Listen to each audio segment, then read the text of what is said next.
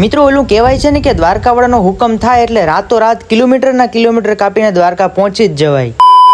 નમસ્કાર મિત્રો, હું આપનો રાહુલિયો। મિત્રો આજે મારે એટલો હરખ હતો કે તમે મને પૂછી જ ના શકો, કેમ કે મિત્રો હું ઘણા વર્ષોથી ઘણા ટાઈમથી રાહ જોતો હતો કે ક્યારે દ્વારકાવાળો મને બોલાવે ને ફાઇનલી મારે દ્વારકાવાળાનો હુકમ થઈ ગયો। અને મિત્રો હુકમ થયો એટલે ખુશી કંઈક અલગ જ થઈને ફટાફટ બેગ બાંધીને હું તો નીકળી ગયો સીધો બસ સ્ટેન્ડ। અને દ્વારકાવાળી મારી બસ જે હતી 8:30 વાગે કે જે આવી ગઈ અને પેલો સ્ટોપ આવી ગયો મિત્રો તારાપુર હોટલ। અને ત્યાં ઉતરીને મેં લઈ લીધી એક પાણીની બોટલ અને એક લીંબુ સોડા। વચ્ચે આવેલા અલગ અલગ સ્ટોપ ને પાર કરીને હું સીધો ઉતરી આવું છું જામનગર। હા મિત્રો, કેમ કે મારી બસ હતી વડોદરાથી જામનગર। હવે જામનગર બસ સ્ટેન્ડ થી ફટાફટ રેપિડો બાઇક બુક કરીને હું સીધો નીકળી આવું છું જામનગર રેલવે સ્ટેશન। કેમ કે મિત્રો 4:30 વાગે હું બસ સ્ટેન્ડ ઉતર્યો હતો અને મારી એક બીજી ટ્રેન હતી દ્વારકાવાળી કે જે હતી 5 વાગે। અને મશીનમાંથી દ્વારકાની એક ટિકિટ કાઢી કે અમારી ટ્રેન પર આવી ગઈ હતી। અને બસ ધીમે ધીમે સવાર થવા આવ્યું, 7:30 થવા આવી અને પવન ચક્કીઓ દેખાવા મંડી ગઈ। મતલબ કે મિત્રો હું દ્વારકા પહોંચવું હતો ને મારો હરખ તો ક્યાંય માતો જ નતો મિત્રો। અને ફાઇનલી મિત્રો સવારના 8 થતાની સાથે હું સીધો પહોંચી આવ્યો છું દ્વારકાના રેલવે સ્ટેશન। અને આમ જો મિત્રો પબ્લિક પર ઘણી બધી ઉતરીને જતી હતી અને જો મિત્રો આખી ટ્રેન ખાલી થઈ ગઈ હતી, દ્વારકા ઉતરી ગઈ હતી। પણ મારે મિત્રો ઉતરવાનું હતું મીઠાપુર રેલવે સ્ટેશન। કેમ કે મિત્રો મીઠાપુર મારે જવાનું હતું મારા બેન અને જીજુના ઘરે। અને મારા ફેસ ઉપર મિત્રો તમે જોઈ શકો છો હરખનો કોઈ પાર જ માતો નતો। કેમ કે મિત્રો મારા દ્વારકાવાળાનો કેટલો ટાઈમ પછી હુકમ થયો હતો અને આવા હુકમની કોને મિત્રો રાહ ના હોય યાર। અને દ્વારકાનો મિત્રો આવો કઈક મસ્ત મજાનો નજારો ફીલ કરતો કરતો હું સીધો ઉતરી આવું છું મીઠાપુર રેલવે સ્ટેશન। અને મિત્રો મીઠાપુર રેલવે સ્ટેશન ઉતર્યો ત્યાં મારે જીજુ મને લેવા આવી ગયા હતા। અને મિત્રો આ હતો પાર્ટ 1 અને પાર્ટ 2 મિત્રો આવશે દ્વારકાધીશના મંદિર। તો ત્યાં સુધી મિત્રો તમે ફોલો કરી નાખો। ધન્યવાદ મિત્રો।